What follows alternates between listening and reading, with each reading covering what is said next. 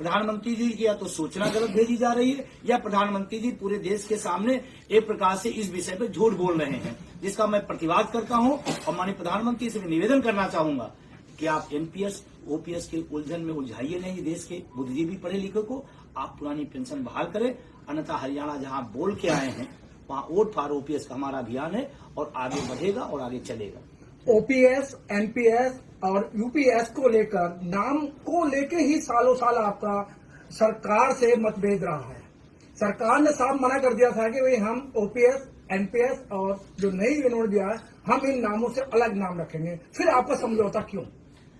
देखिए, पहली बात तो एनएमओपीएस का कोई समझौता नहीं, हमारा समझौता हूबहू पुरानी पेंशन पे है। अब जिस सरकार पिछले 20 साल से एनपीएस को खूबसूरत बता रही थी, एनपीएस की बड़ाई कर रही थी, अचानक इसका मतलब एनपीएस खराब हुई आज की सरकार दृष्टिकोण में। आप गड़बड़ थी तभी तो आपने यूपीएस लाया। इसका मतलब जो मैं पिछले 20 सालों से हम लोग कह रहे थे वो बात सच निकली और आपने एक नया झुंझुना दे दिया। और मैं बड़ी जिम्मेदारी से कहना चाहता हूं, एनपीएस से भी ज्यादा खतरनाक यूपीएस है।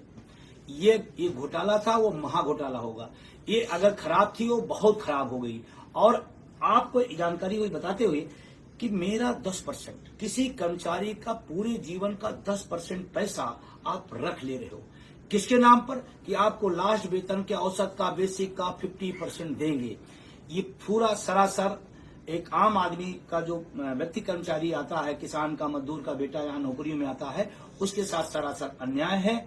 और हमारा 10% पैसा रख करके आप उद्योगपतियों देना चाहते हैं। आपने 14% देते थे, आपने कहा हम 18.5% दे दिए। ये सवाल आता है, 18.5% यानी कि 4.5% आपने बढ़ाया। किसका? आम जनता के टैक्स के पैसे को आप काट करके हमारे नाम पर उद्योगपतियों को दे रहे हैं। हमें वो नहीं वापस होना है। आप 18 कर दो, 20 कर दो, 25 कर दो, जो हमें मिलना ही नहीं है तो हमें क्या पता। उसके नाम पर 10% पैसा आप हमारा और ले रहे हो। तो ये महालूट है और संगठित लूट है, सरकार की तरफ से लूट है। एनपीएस और यूपीएस दोनों हम इसके मुकाबले करते हैं, हम इसकी खिलाफत करते हैं और हूबहू पुरानी पेंशन पे हैं। अगर सरकार नहीं सुनती है तो हम सब आगे प्रोग्राम बनाएं। हरियाणा का चुनाव आप सबके सामने है, महाराष्ट्र का चुनाव आने वाला। आज महाराष्ट्र में शिरडी में हमारी एनएमओपीएस के राष्ट्रीय उपाध्यक्ष बीतेश खांडेकर जी के नेतृत्व में एक बड़ा प्रदर्शन चल रहा है। अगर सब लोग संतुष्ट थे, खुशियां मना रहे थे, बधाइयां दे रहे थे, तो वहां क्या करने गए लोग? वहां क्या करने गए? और अभी आने वाले टाइम में 26 सितंबर को आप दिखाई पड़ेगा, पूरा देश आक्रोशित है और हम लोग इसके खिलाफ हैं। हम लोग हूबहू पुरानी पेंशन की बात। यूनिफाइड पेंशन स्कीम से क्या नुकसान है आपको? जिस तरीके सारे लोग जो इसकी खुशियां मना रहे हैं और बड़े पैमाने पर लड्डू बर्फियां बांट रहे हैं, और आपका तो एक विरोध करने का एक मकसद बैठ गया है कि हम जहां भी चुनाव होगा वहीं विरोध करेंगे मोदी जी का। देखिए, जो खुशियां मना रहे होंगे, आपके सवाल से मैं सहमत होते बताता हूं, जो लोग खुशियां मना रहे हैं वो ओपीएस की मलाई ले रहे हैं।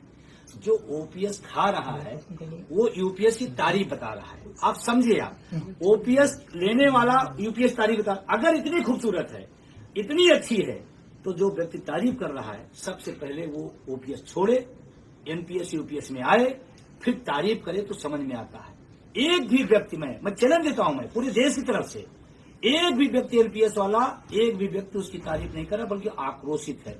वो लोग कर रहे हैं जो लोग सरकार से मलाई खाते हैं। ओपीएस की मलाई अलग से खा रहे हैं, डबल इंजन की सरकार में डबल मलाई खा रहे हैं। बंधु जी, आपने दिल्ली के रामलीला मैदान को ऐसे खचाखच भर दिया था डीएन सिंह के नेतृत्व में। सरकार के कानों पे जू नहीं रहेंगी। उसके बाद मध्य प्रदेश का चुनाव हुआ, पूर्ण बहुमत से उन्होंने सरकार बनाई। तो आप कहते थे कि भाई जो ओपीएस पे वोट देगा हम उसको सहन करेंगे, तो ये रिजल्ट उल्टे क्यों? देखिए, मैं जानकारी आपको दूं। देखिए, जो शिक्षक कर्मचारी है पूरे देश का जनसंख्या के अनुपात में 3 से 4% है। जहां तक मध्य प्रदेश की बात है, किसकी सरकार नहीं बनी, किसकी बनी, वो विषय नहीं। 230 सीटों में, ऑन रिकॉर्ड में बात कर रहा हूं, निर्वाचन आयोग की वेबसाइट पर चले जाइएगा, 230 सीटों पर 199 सीटों में पोस्टल बैलेट में भाजपा सरकार वहां हारी है। यानी कि कर्मचारी अपने मुद्दे पर, हमारे आह्वान पर एकजुट रहा।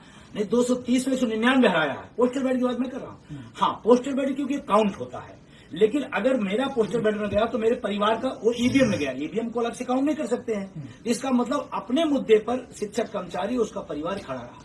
अब हारने और जीतने के तमाम सारे कारण हो सकते हैं। जो हारे हैं, जो जीते, वो समीक्षा करें। हमारा मुद्दा जीता है। मैं पहले दिन से और आज भी कह रहा हूं, हमारा मुद्दा वहां भी जीता था जहां की आप बात कर रहे हैं। अगली योजना क्या है आपकी? अगली योजना हमारी है 26 तारीख पहला हमारा प्रोग्राम है पूरे देश के अंदर हर जिला मुख्यालय पे। दूसरा 15 दिसंबर को जो हमारी राष्ट्रीय अधिवेशन होने जा रहा है वो अपने आप में बहुत ऐतिहासिक होगा, क्योंकि पहली बार हमने अधिवेशन के रूप में कॉल किया है।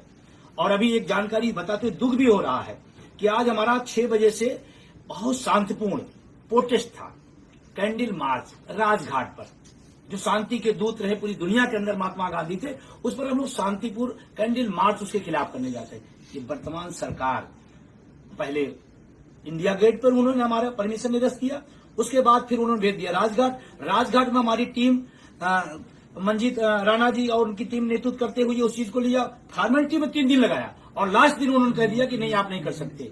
अब कल्पना करिए, इस हम लोकतांत्रिक देश में रहते हैं, हम शांतिपूर्ण प्रोटेस्ट नहीं कर सकते हैं। हम कोई बाहरी लोग तो है नहीं, हम लोग इसी देश के नागरिक हैं। क्यों ऐसा किया गया? और मैं इसका विरोध करता हूं, इन लोकतांत्रिक मूल्यों का और जो मौलिक अधिकार है उसका हनन है। और आपके माध्यम से कहना चाहता हूं दिल्ली सरकार को, दिल्ली के प्रशासन को, यहाँ के जो तमाम अधिकारी हैं, बार बार एनएमओपीएस का नाम आते मान निरस्त कर देते हैं, कहते हैं अरे आपके पास भीड़ बहुत है, आपके पास संख्या बहुत है। हमने कहा वो प्रोग्राम कोई ऑल इंडिया का नहीं था, वो प्रोग्राम एनएमओपीएस दिल्ली का था, कैंडल मार्च का। उसमें कुछ लोग शामिल होते, आपने उसको निरस्त कर दिया। कौन से बेस पर? रैली राजनेताओं की कर रही हो तो आप पूरी छूट है, हम अपनी बात कहना हो तो दिक्कत है। सर नौकरियां ही नहीं है तो पेंशन किस बात की? बहुत बढ़िया सवाल है, बहुत अच्छा सवाल है। और मैं इस बात के लिए मुझे खुशी है कि मेरे एनएमओपीएस की टीम लगातार जो निजीकरण सरकार द्वारा किया जा रहा है, सरकारी विभागों का